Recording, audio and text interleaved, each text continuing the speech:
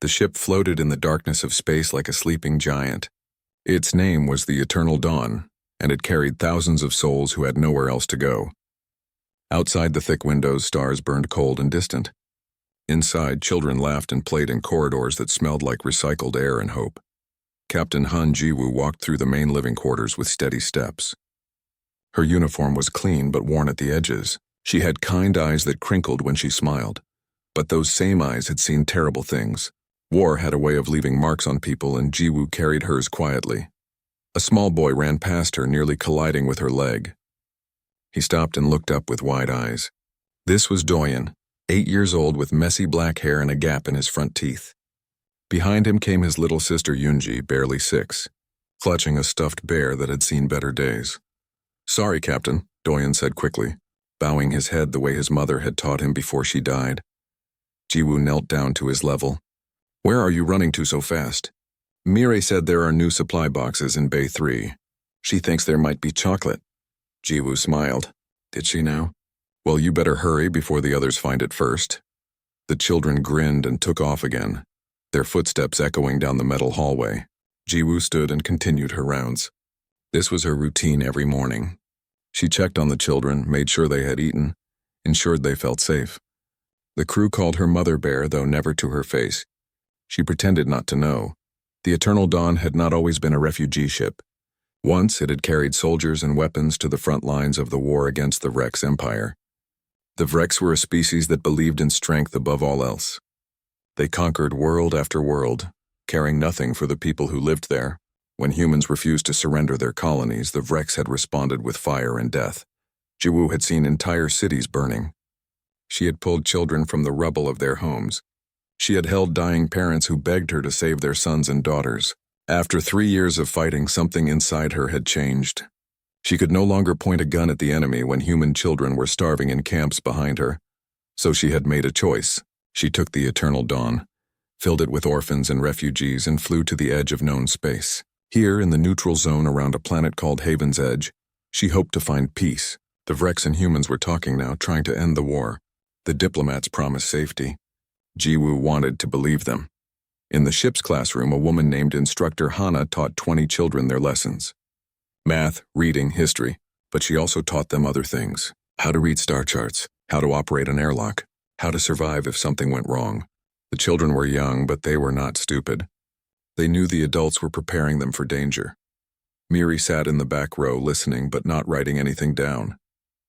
She was 10 years old and tall for her age. Her hair was cut short, practical. She had sharp eyes that missed nothing. When the other children cried at night, Mirai would tell them stories until they fell asleep. She was fierce in the way that children become when they have lost everything and refuse to lose anything more. "Mirai," Instructor Hana called. "Can you answer the question?" Mirai looked up. "The escape pods hold 8 people each. We have 16 pods. That is 128 people. But we have 200 children on this ship. So not everyone fits." The classroom went quiet. Instructor Hana's face grew sad. "That is correct." After class, Jiwoo found Mirai in the observation deck. The girl stood with her hands pressed against the glass, staring at the planet below. Haven's Edge looked peaceful from space, green and blue with white clouds drifting across its surface. "You are thinking too much," Jiwoo said softly, standing beside her. "You taught us to think," Mirai replied. "You taught us to see the truth. I did. But I also want you to have hope." Mirai turned to face her. "Do you think they will attack us?" Jiwoo could have lied. She could have said everything would be fine, the way adults always did. But she respected these children too much for that. "I do not know. But I will tell you this. If danger comes, I will stand between it and you. Always. You cannot protect all of us alone. Then I will teach you to protect each other." That afternoon, Jiwoo gathered her special group. 14 children ranging from 6 to 11 years old. Doyun and Yoonji, Mirai, 10 others who had lost their families to the war. She took them to the cargo bay and showed them something she had been preparing. Emergency packs, one for each of them. Inside were water purifiers, protein bars, thermal blankets, and basic medical supplies. Jiwoo also included something else. A small knife for each child, sheathed in hard plastic. "I pray you never need these," Jiwoo said, her voice steady and calm. But if something happens, if we get separated, you take these packs and you run. You survive. You take care of each other. Doyen raised his hand. Where would we go? To the planet. There are forests there, caves, places to hide until help comes. Will you come with us? Yunji asked in her small voice. It was rare for her to speak. Since watching her parents die, she had grown silent as a ghost. Jiwoo knelt down and took Yunji's small hands in hers. I will do everything in my power to stay with you. But if I cannot, you must be brave. Can you do that for me? Yunji nodded slowly. Her eyes were too old for a 6-year-old child. That evening, alarms began to sound. Not the emergency alarms, but the proximity warnings. Something large had entered the system. On the bridge, Commander Taejin checked his sensors and felt his blood run cold. Captain, he said urgently into his communicator. We have ships incoming. 3 of them. Frex design. Jiwoo was in her quarters when the message came. She had been writing in her personal log, recording messages for the children in case something happened to her. She closed the book and stood up, straightening her uniform. By the time she reached the bridge, the 3 ships were visible on the main screen. They were massive, dark things that blotted out the stars. Dreadnoughts. Each one carried enough firepower to destroy a city. Sergeant Kang Hyun stood at the weapons console, his jaw tight. Orders, Captain? Jiwoo stared at the approaching vessels. Her mind raced through possibilities. They could run, but the Eternal Dawn was not fast enough. They could fight, but they were outgunned 50-1. They could surrender, but she knew what the Vrex did to prisoners. Open a channel, she said finally. Let me talk to them. Captain, Taejin protested. The peace talks. We're supposed to protect us, Jiwoo finished. We are about to find out if promises mean anything. The screen flickered. A Vrex commander appeared, his face covered in scales, his eyes cold and reptilian. Behind him, Jiwoo could see rows of soldiers preparing for battle. Human vessel. The Vrex said in broken human language, You will surrender. You will prepare for boarding. Resistance is death, Jiwoo kept her voice level. We are a refugee ship under diplomatic protection. We carry no weapons of war, only families, children. The Vrex commander's mouth split into something that might have been a smile. Yes, we know. The young ones are why we have come. The channel cut off. On the sensors, all 3 dreadnoughts began moving forward, closing the distance. Down in the cargo bay, Mireille felt the ship shudder as the engines came to life. She grabbed her emergency pack without being told. Doyen found Yoonji in their room and took her hand. It is time, he said simply. Throughout the ship, children moved with purpose, following the drills Jiwoo had made them practice. They did not panic. They did not cry. Not yet. On the bridge, Jiwoo looked at her crew. These people had followed her into exile, had believed in her dream of protecting the innocent. Now that dream was dying in the cold light of approaching warships. Prepare for battle, she said quietly, and get those children to the escape pods. Outside, the 3 dreadnoughts filled the sky. Inside, children clutched their emergency packs and waited for the adults to tell them what to do. And in her heart, Captain Han Jiwoo made a promise that no one else could hear. She would save them. All of them. No matter the cost. The Vrex ships hung in space like predators watching wounded prey. Inside the Eternal Dawn, red emergency lights painted everything in blood colors. Children moved through the corridors in quiet lines, holding hands, following the crew members who guided them toward the escape pods. Jiwoo stood on the bridge, her hands gripping the command console. The communication channel crackled to life again. The Vrex commander appeared on screen, and this time Jiwoo could see more of the ship behind him. Soldiers, weapons, cages. You have 1 human hour, the Vrex said. Open your docking ports. We will take the young ones. They will be treated well. Studied. They will help us understand your species. Commander Taejin stepped forward, his face pale with rage. You want to experiment on children? That breaks every treaty. Treaties? The Vrex commander made a hissing sound that might have been laughter. Your diplomats believed us because they wanted peace. We wanted time. Time to find this ship. Your young ones are strong survivors. We have watched them. We want to know what makes them this way. Jiwoo felt something cold settle in her chest. The peace talks had been a trap from the beginning. A way to locate refugee ships. To find children who had survived the war, who had seen death and kept living. The Vrex did not want to study human anatomy. They wanted to understand human resilience so they could break it. No, Jiwoo said simply. No, the Vrex commander tilted his head. You have no weapons. No fleet, no escape. You have only children and hope. Hope is nothing. Hope is everything, Jiwoo replied. And you will not touch a single child on this ship. She cut the transmission. Around her, the bridge crew stared in shock. They all knew what this meant: war, death. But not one of them argued with her decision. How long until the nearest human fleet arrives?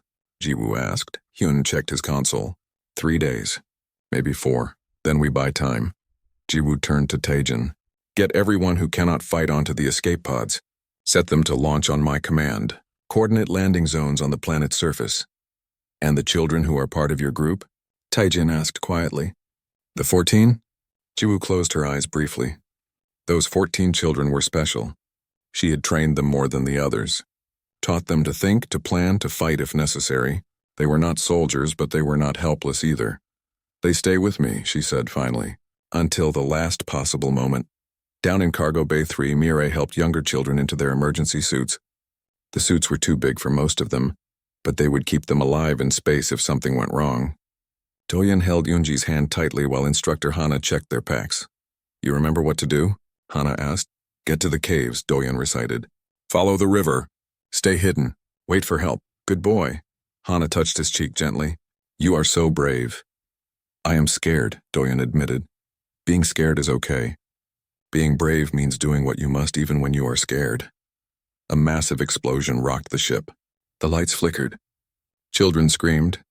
Mireille grabbed a support beam to keep from falling. When the shaking stopped, alarms were blaring everywhere. What was that? Someone cried. Yun's voice came over the ship's speakers, trying to sound calm. All personnel, this is not a drill. We are under attack. Proceed to evacuation stations immediately. Move quickly, but do not run. Help each other. The Vrex had fired on them. One of the dreadnoughts had launched a warning shot that tore through the ship's outer hull. Air was venting from 3 sections. Crew members rushed to seal bulkheads. The Eternal Dawn was dying by inches. Jiwoo made her decision. Launch the first wave of pods, now. 50 pods ejected from the ship's sides, shooting toward the planet like silver seeds. Each one carried children and a few adults to watch over them. The Vrex ships immediately began tracking them with weapons. They are targeting the pods, Taejin shouted.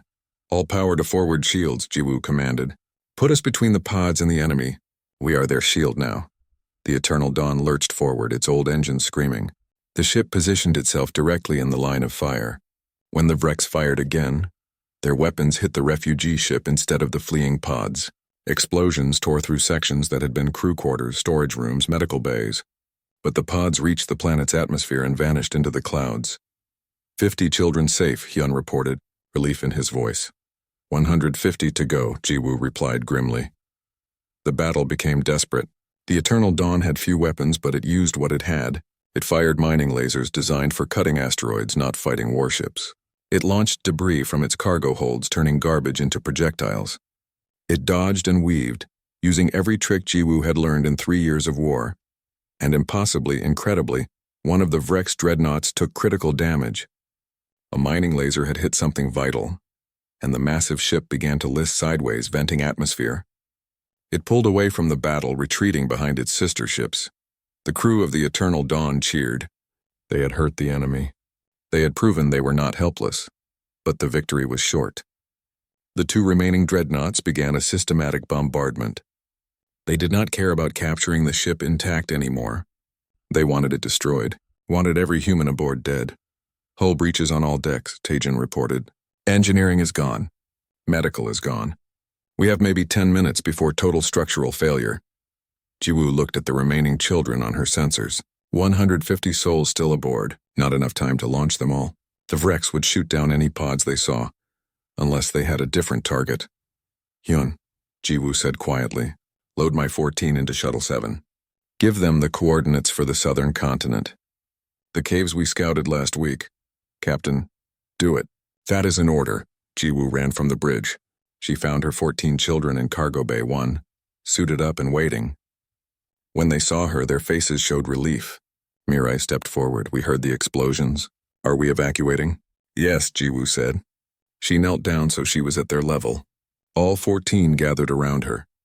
Doyen, Yunji, Mirai, and 11 others whose names she knew as well as her own. I am taking you to the planet. There are caves there. You will hide until the human fleet arrives. You are coming with us? Yunji asked hopefully. Jiwoo smiled even though it hurt. I will fly you down. Then I have to come back. The ship needs a captain. No, Mirai said firmly. If you come back, you will die. Perhaps. But 150 children are still on this ship. I cannot save them all, but I can buy them time to reach the escape pods. I can draw the Vreks away. Then we will fight with you, Doyen declared. The other children nodded. Jiwoo felt tears burning in her eyes, but she did not let them fall. No, my brave ones. You will live. You will survive. That is the fight I need you to win. She hugged each of them. Then she led them to Shuttle 7, a small craft meant for planetary surveys. It would barely hold all 14, but it would fly. As they climbed aboard, Jiwoo grabbed something from a weapons locker. Her personal rifle. She had carried it through the war, through every battle. On its side she had engraved 3 words for the Cubs. She handed it to Doyen. The boy stared at the weapon in shock. You know how to use it, Jiwoo said. I taught you. I pray you never need to. But if something finds you, if something threatens your family, you use this. You protect each other. Captain Jiwoo, Yunji whispered. Please do not leave us. Jiwoo knelt and pulled the small girl into a tight embrace. I will always be with you. Even when you cannot see me. Even when you feel alone, I am there. In your courage. In your strength. In every moment you choose to protect someone weaker than yourself. She kissed Yunji's forehead. Then she stood and moved to the pilot's seat. Strap in. This is going to be rough. The shuttle launched from the eternal dawn just as another explosion rocked the ship. Jiwoo flew with skill born from years of experience dodging debris and weapons fire. The Vreks ships noticed the small craft and immediately began targeting it. Perfect Jiwoo led them on a chase through the debris field. She spun and dove, making the shuttle dance. The children gripped their seats, terrified but trusting. Behind them, the 2 dreadnoughts followed, their weapons tracking the single small target. In the cargo bay they had just left, crew members launched the remaining escape pods. With the Vreks distracted, the pods had a chance. One by one, they shot toward the planet, carrying the last of the children to safety. Jiwoo saw this on her sensors and smiled. Her plan was working. The planet's atmosphere approached fast. The shuttle began to shake as it hit the outer edges. Warnings flashed on every screen. The craft was not meant for combat flying. It was falling apart, hold on, Jiwoo shouted. They crashed through clouds. Below, thick forests spread in every direction. Jiwoo aimed for a clearing near the caves she had scouted. The shuttle's engines screamed. Something exploded in the rear compartment. They hit the ground hard. The shuttle skipped like a stone on water, tearing through trees, throwing up dirt. Finally, it slid to a stop at the edge of a small stream. For a moment, there was only silence. Then Jiwoo moved, checking each child. Bruised, scared, but alive. All 14 were alive. Out, she ordered. Quickly, take your packs. They stumbled from the ruined shuttle. The forest around them was alien but beautiful, with purple leaves and silver bark. Water bubbled over smooth stones. In other circumstances, it might have been peaceful. The caves are 2 kilometers north.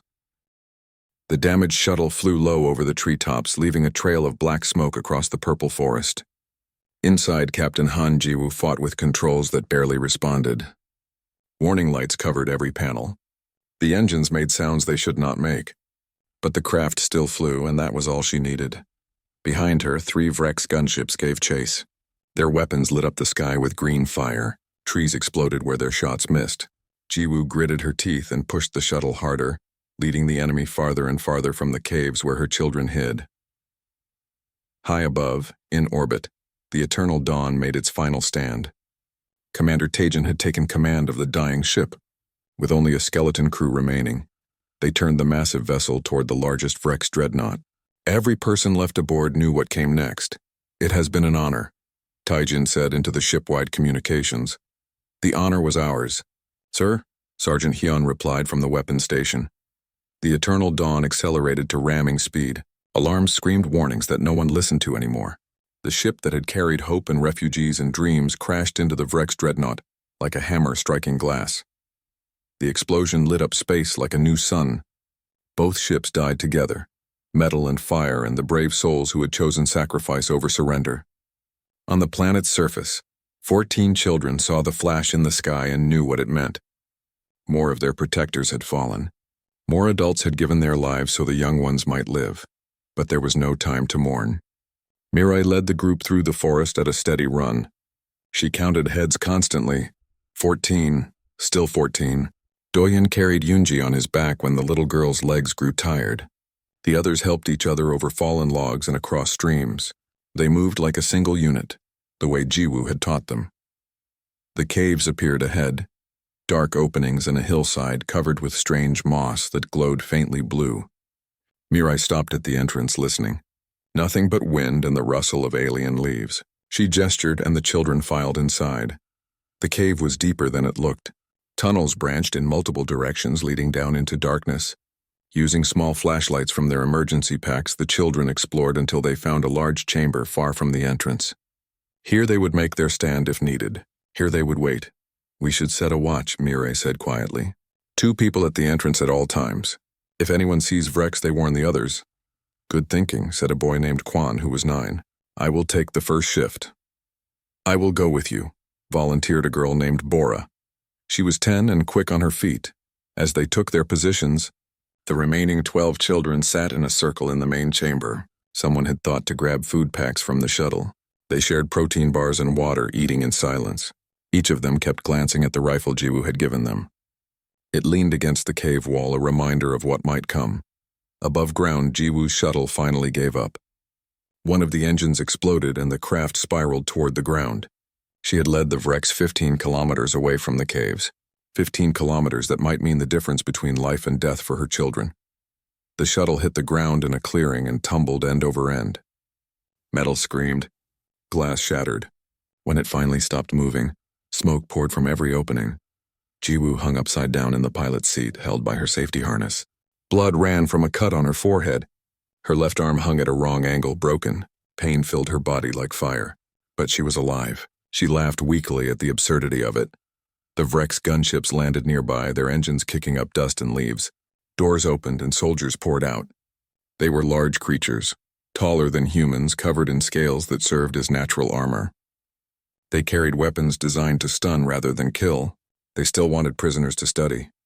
Jiwoo fumbled with her harness release. It clicked open, and she fell to what was now the top of the shuttle's interior. Every movement sent fresh pain through her body.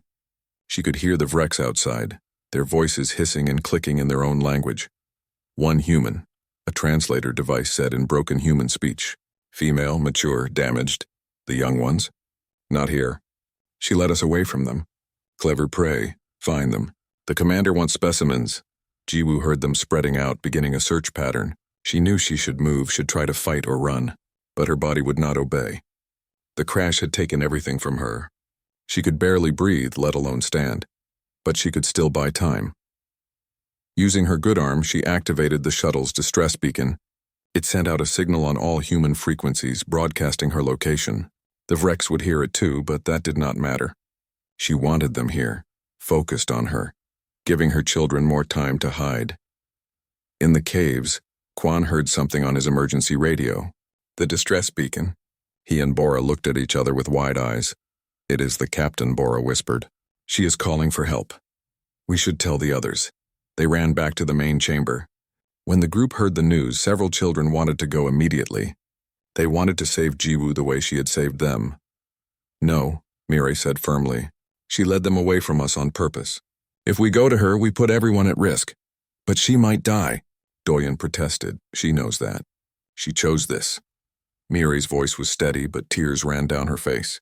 We honor her choice by surviving. By staying hidden. That is what she wants. Yunji said nothing. She simply sat in the corner, hugging her stuffed bear, her face blank. But inside something was changing. The little girl who had stopped speaking after her parents died felt words building again. Felt anger and grief mixing into something new. Back at the crash site, the Vrex pulled Jiwoo from the wreckage. They were not gentle. They threw her on the ground and stood over her, discussing what to do with the damaged human. She will not survive long, one said. The commander wants to question her. Find out where the young ones are hidden. She will not tell. Pain makes all creatures talk. Jiwoo looked up at them through swollen eyes. Her body was broken, but her spirit remained unbroken. She smiled, showing blood-stained teeth. "You will never find them," she said in their language. She had learned it during the war, had studied the enemy to better fight them. "They are beyond your reach now." The Vrek soldiers stepped back in surprise. This prey spoke their tongue? "Where are the young?" the leader demanded. "Far from here, safe, and when the human fleet arrives, they will tell stories of how you failed, how 14 children escaped the mighty Vrek's empire." The leader struck her. Jiwoo's head snapped to the side, but she kept smiling. "Is that your best?" she whispered. "I have endured worse. I have survived war, famine, loss. You cannot break me." In truth, she was dying. She could feel it.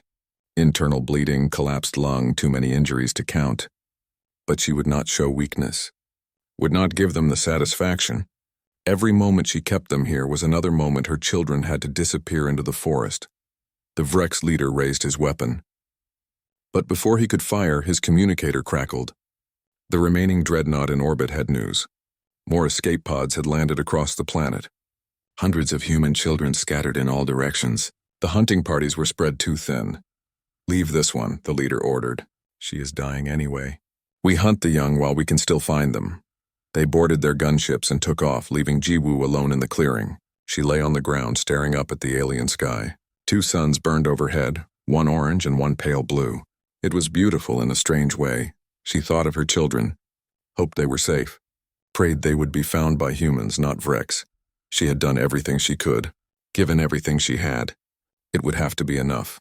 Time became strange. Minutes or hours passed. Jiwoo could not tell. The pain faded, which she knew was a bad sign. Her body was shutting down. She tried to move but could not. Tried to call out but had no voice. Then she heard something. Footsteps, small ones, moving quickly through the brush. "Oh no," she thought. Not the children. Please, not the children. But it was them. All 14 appeared at the edge of the clearing. Mirai in front, Doyen carrying the rifle. Yoonji running fastest of all. When they saw Jiwoo lying broken in the dirt, they cried out and ran to her. "No," Jiwoo whispered. "I told you. To run. We cannot leave you," Doyen said, tears streaming. "You are our family."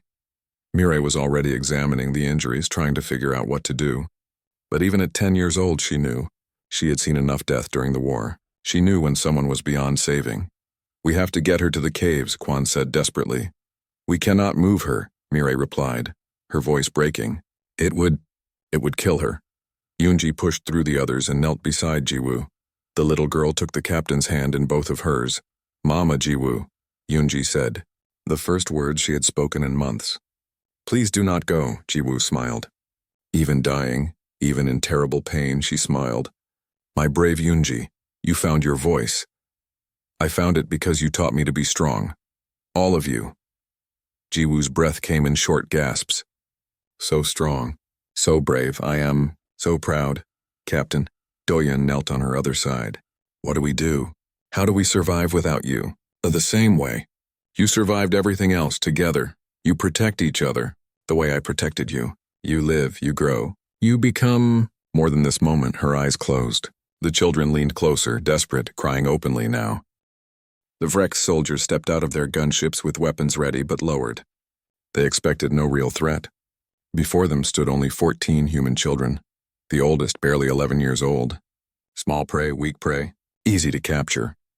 The lead soldier was named Thexan, a veteran of 20 campaigns.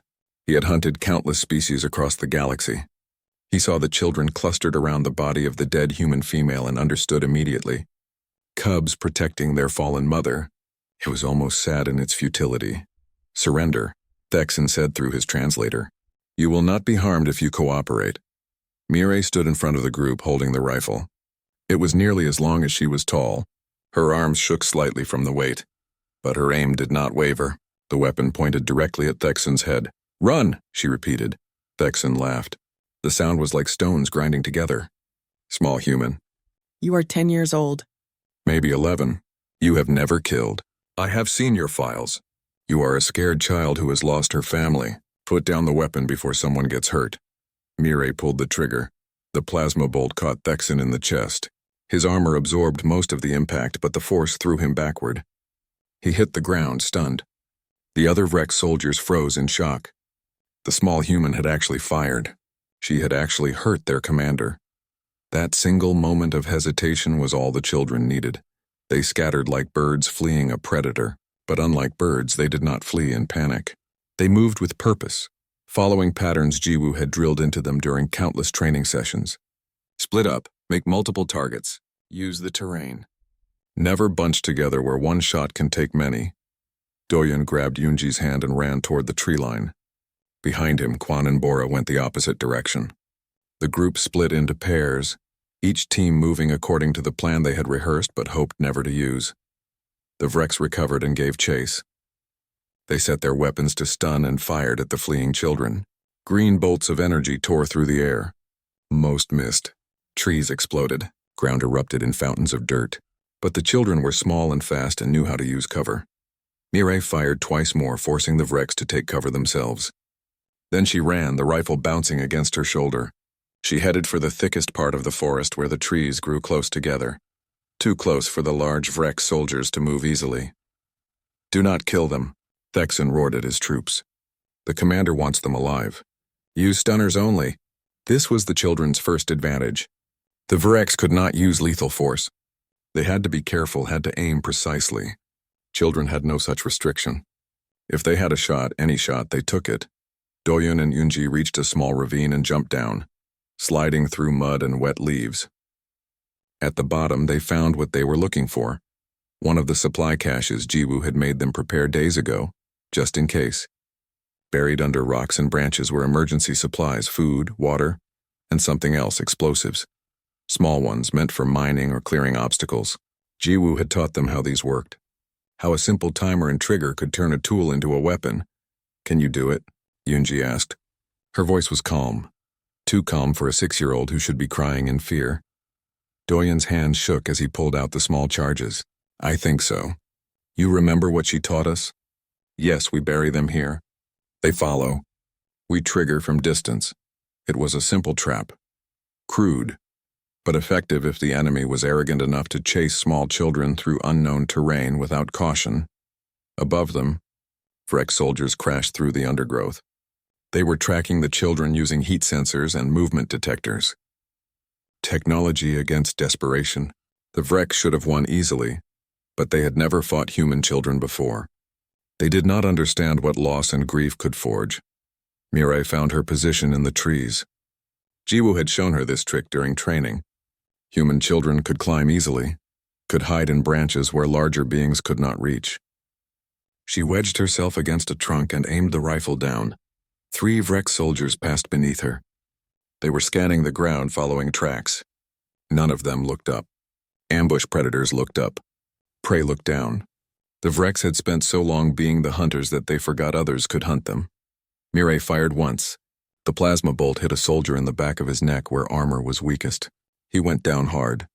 The other 2 spun around, searching for the shooter. They never thought to look above. Mireille fired again. And again. By the time they figured out her position, she was already climbing down the far side of the tree and running to her next position. The Vrex were learning to fear. In the ravine, Doyun heard the soldiers approaching. He and Yoonji had finished setting the trap. They crouched behind rocks 50 meters away, holding the detonator trigger.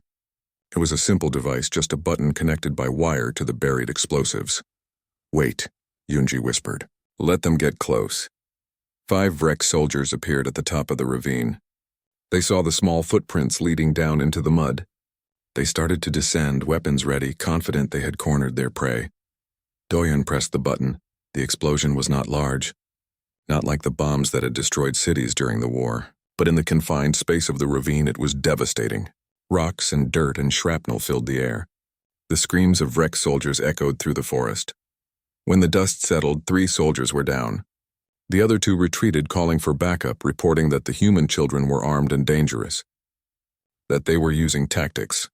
That this was not a simple hunt anymore. Thexan received the reports with growing anger. His chest still ached from the plasma shot. His pride ached worse. They were losing to children. It was impossible. It was humiliating. Regroup, he ordered. We hunt them as a single unit. No more splitting up. We use overwhelming force. 12 Vrex soldiers gathered in the clearing where Jiwoo's body lay. They formed a tight formation covering each other, moving with military precision. They would show these human cubs what real warriors looked like, but when they reached the position where Mireille had fired from the trees, they found it empty. When they followed the tracks to the ravine, they found it had been abandoned. The children were gone, vanished into the alien forest like ghosts. What the Vrex did not realize was that the children had not fled. They had regrouped. Mireille had gathered them at a predetermined rally point, another lesson from Jiwoo. When your enemy is stronger, you do not meet them head-on. You pick them apart. You make them afraid. We hurt them, Mireille told the group as they huddled in a shallow cave. But they are still many. We are few. We need a better plan. We need help, Quan said. The distress beacon is still broadcasting. Maybe other humans heard it. Maybe, Mireille agreed. But help is days away. We have to survive until then. We could go to the main caves, Bora suggested. Hide deep where they cannot find us, Doyen shook his head. They will find us eventually. They have technology, sensors. If we hide, we only delay. Then what do we do? Someone asked. Yoonji spoke up. Her voice was soft but steady. We do what Mama Jiwoo did. We buy time, but not with hiding, with fighting. We make them afraid to hunt us. The children looked at each other. They were exhausted, scared. 3 of them were injured from near misses by Vrex weapons, but in their eyes burned something fierce, something that had been forged in fire and loss. How? Mireille asked. Yoonji pointed at the rifle. We have 1 gun, but we have 14 minds. Mama Jiwoo said humans are dangerous not because we are strong, because we think, we plan. We are clever even when we are small. She was right. Jiwoo had taught them this, had drilled it into them over months of training. Humans were not the fastest or strongest species, but they were adaptable. They were creative. They could turn anything into a weapon if they were desperate enough. Over the next hour, 14 children planned their war. They used the forest itself as a weapon. They rigged trees to fall across paths. They covered pits with leaves, turning the ground into a trap. They used their small size to create passages through the undergrowth that the large Vrex could not follow. They studied the enemy's patterns, learned that Vrex soldiers moved in groups of 4, that they communicated using short-range radios, that they were disciplined but not creative, following orders without adapting to new situations, and they learned to use fear. When the Vrex search party found another supply cache, they opened it carefully, expecting traps. Instead, they found a message written in their own language. It said, "Run." The psychological warfare began. Mireille would fire the rifle from concealment not to kill but to wound, to make the Vrex dive for cover, to make them nervous. Then she would disappear before they could respond. Doyen and Unji would leave false trails leading to more traps. Simple things. Rocks that triggered when disturbed. Branches bent back like springs to strike at face height for the tall Vrex. Quan and Bora became the hunters. They would follow Vrex patrols and throw rocks to create sounds in different directions, make the enemy think they were surrounded, make them paranoid. By nightfall, the Vrex had lost 7 soldiers. Not all were dead, but all were injured, and all were afraid. They had come to hunt children and found themselves being hunted instead. Thexan called for reinforcements. His pride would not admit defeat to cubs, but his survival instinct knew they needed help. 2 more gunships arrived, carrying another 20 soldiers. The children heard the ships. The battle began at first light with the roar of explosions. The Vrex threw grenades into the cave mouth, trying to collapse the entrance or drive the children deeper inside. Rock and dust filled the air. But the children had expected this.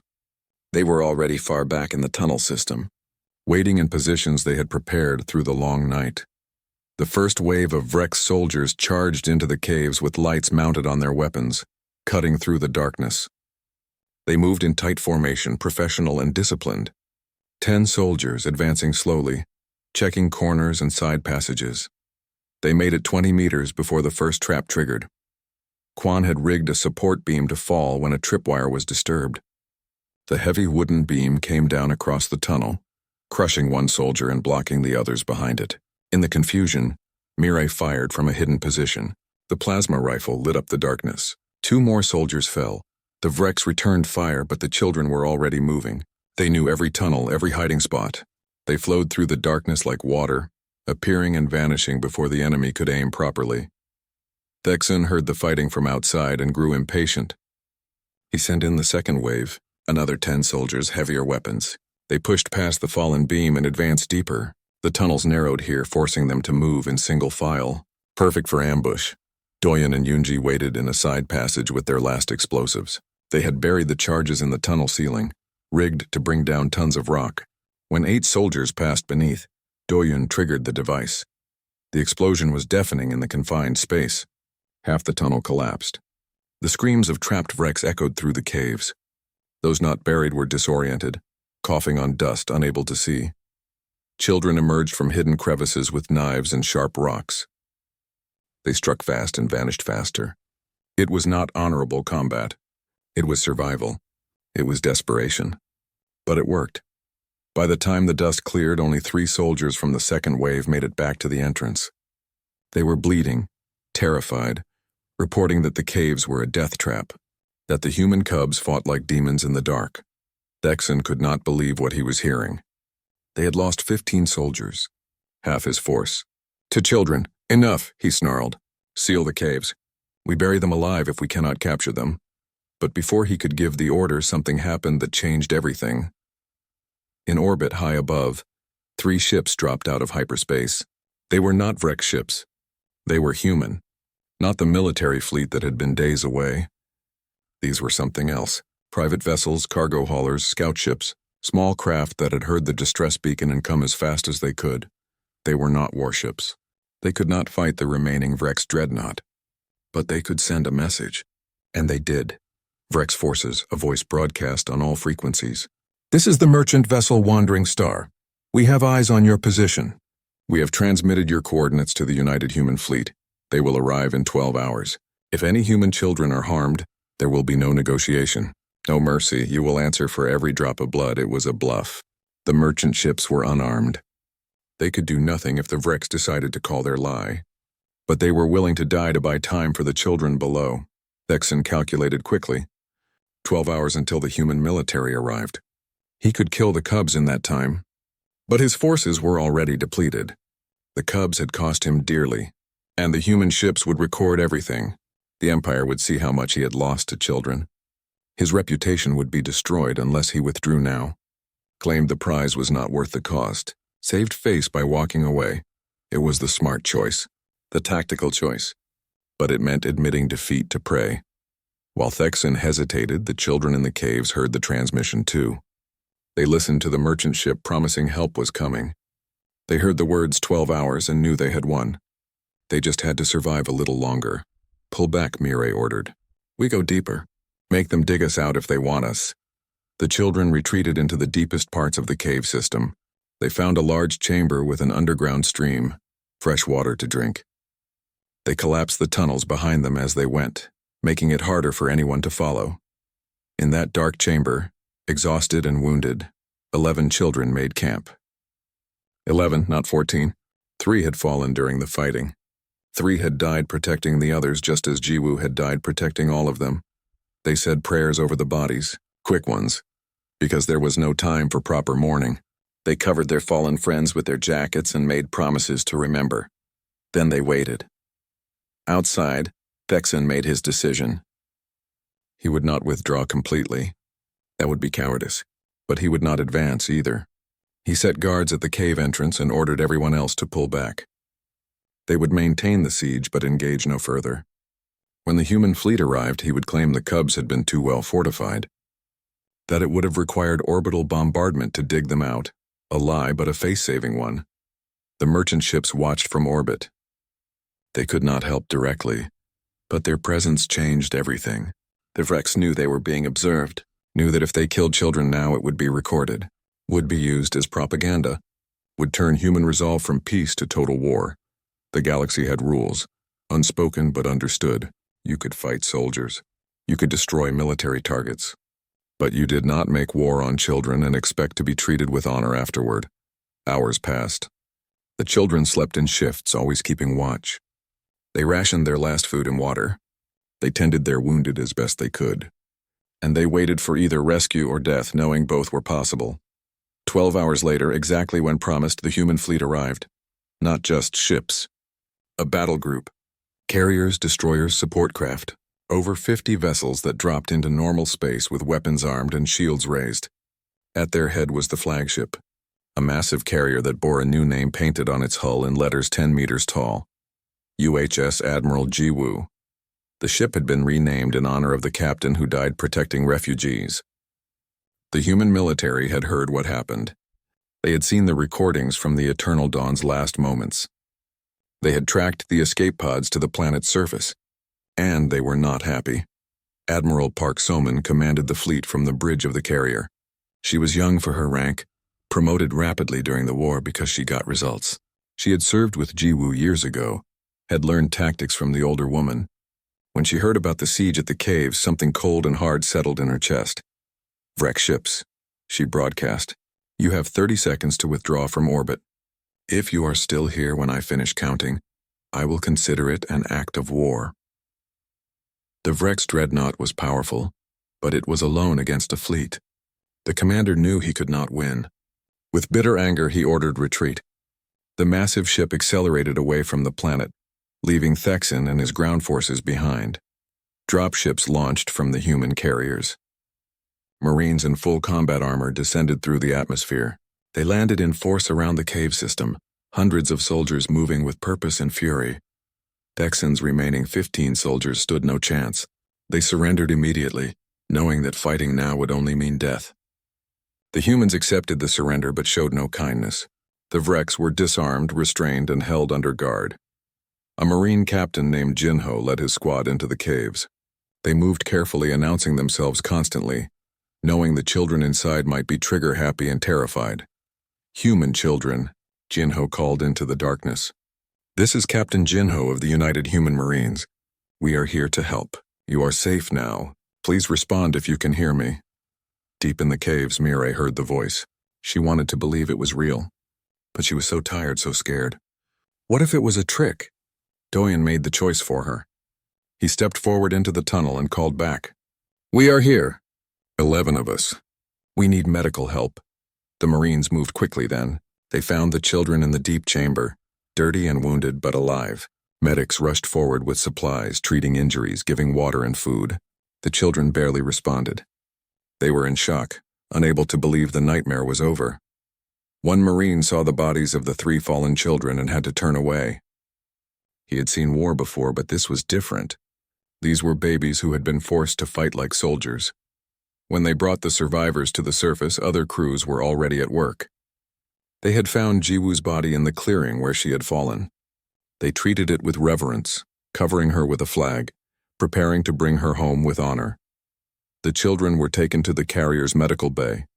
Doctors examined them, treated their wounds, gave them clean beds and warm blankets.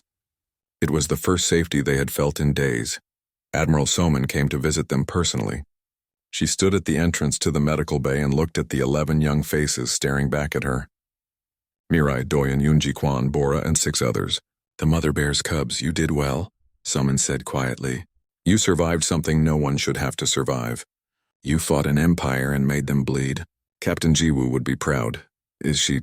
Yoonji started but could not finish. "She is gone," So-min confirmed gently.